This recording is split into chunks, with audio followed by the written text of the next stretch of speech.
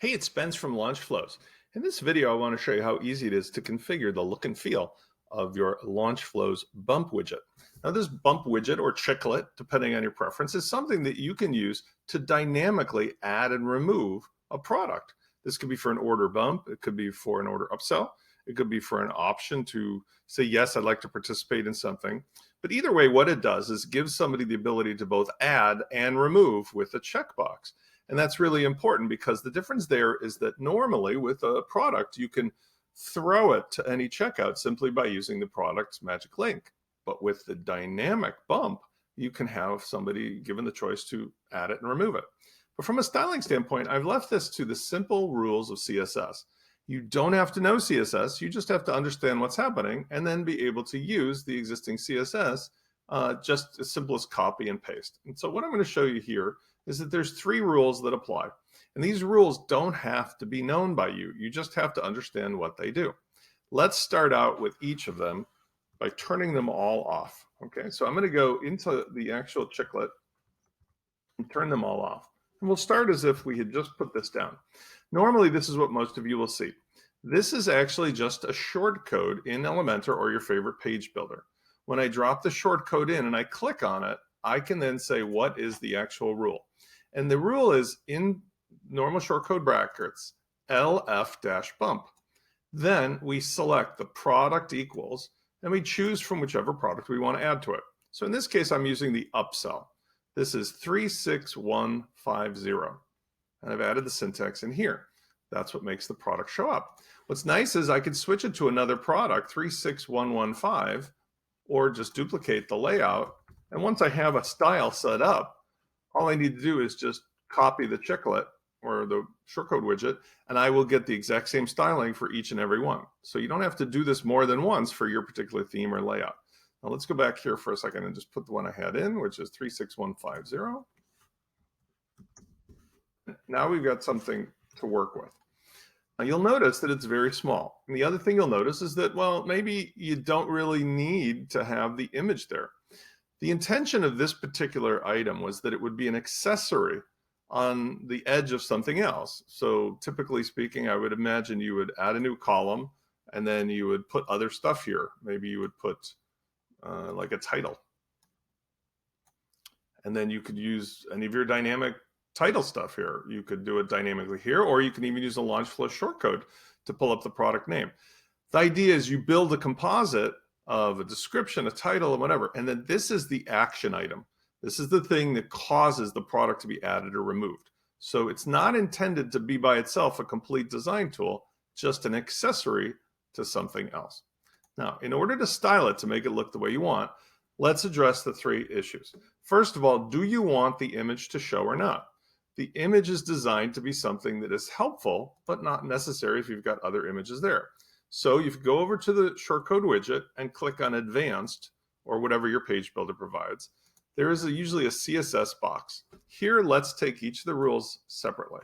So I'm going to move this over so that I'm hiding the other rules.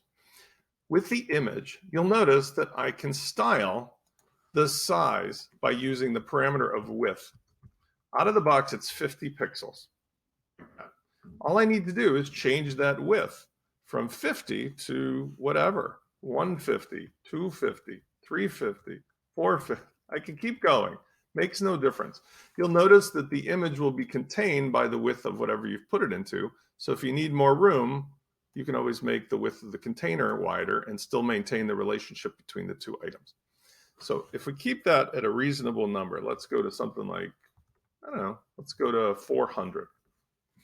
Now we have the ability to actually turn it off if we wanted. So instead of saying width, I could instead say display none. And one of the things you'll notice is it doesn't matter. You can set the width and then have the rule of display none. So in the future, you could always just turn it back on by removing that rule. Very simple. There's a logic to CSS that means that even if you're a layperson and don't use it, it still looks good and is easy to understand.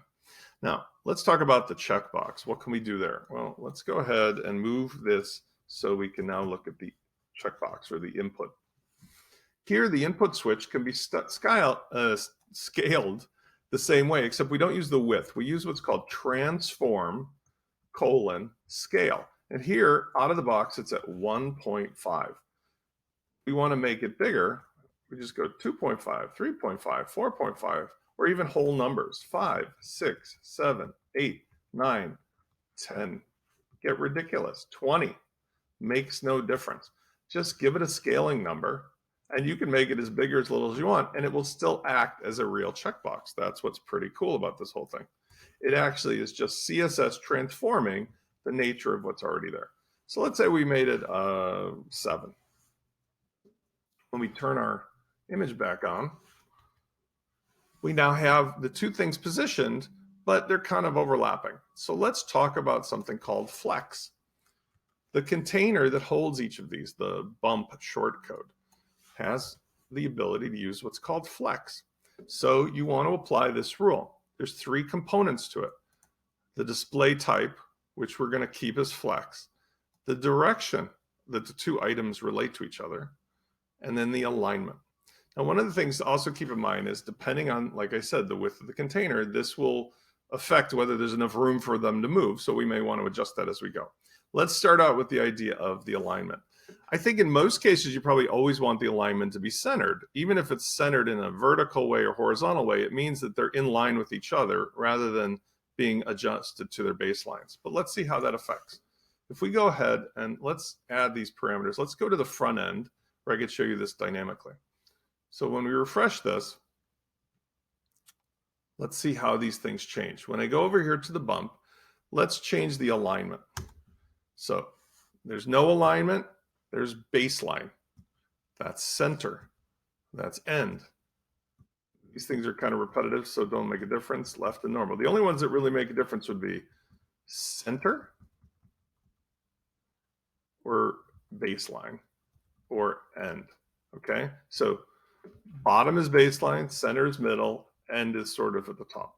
I think center works for most cases. Next, and let's put that back in. Next, let's talk about the direction. Row means that they're in line with each other from left to right, but you can also do column, which would stack them above each other. You can do column reverse, where same as vertical, but now they're reversed in order, and you can do row reverse. Now, the other thing you'll notice is that because the image is so big, they're kind of needing a little space. So what we can do is, with the image, we can do something like margin, and we can put in either a percentage or we can put in an actual figure. Either way we do it, we give ourselves the necessary spacing so that when we choose those other parameters, like direction, we have enough room. Now, these will maintain a relationship with each other regardless of what other things you've got around them, because they are all part of the same container. They're all inside of this thing called the LF bump container. And that means that they will act as a team.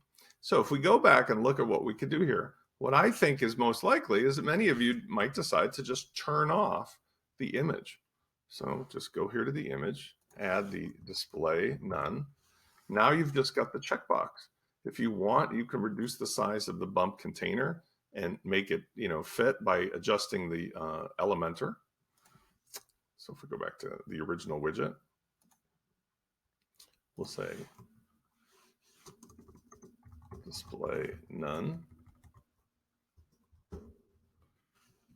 And image width we don't really need anymore, so we can just get rid of that.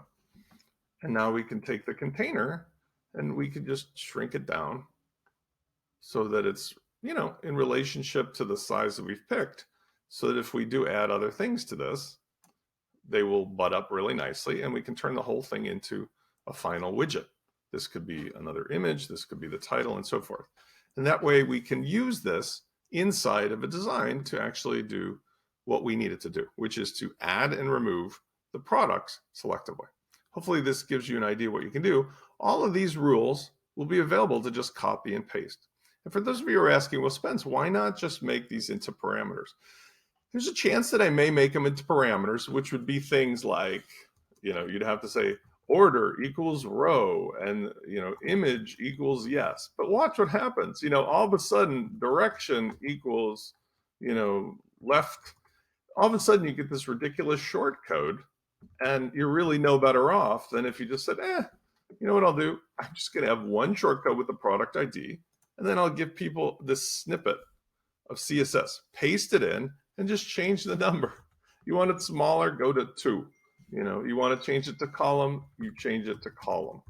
And that's it. Easy enough. I'll see you on the next video.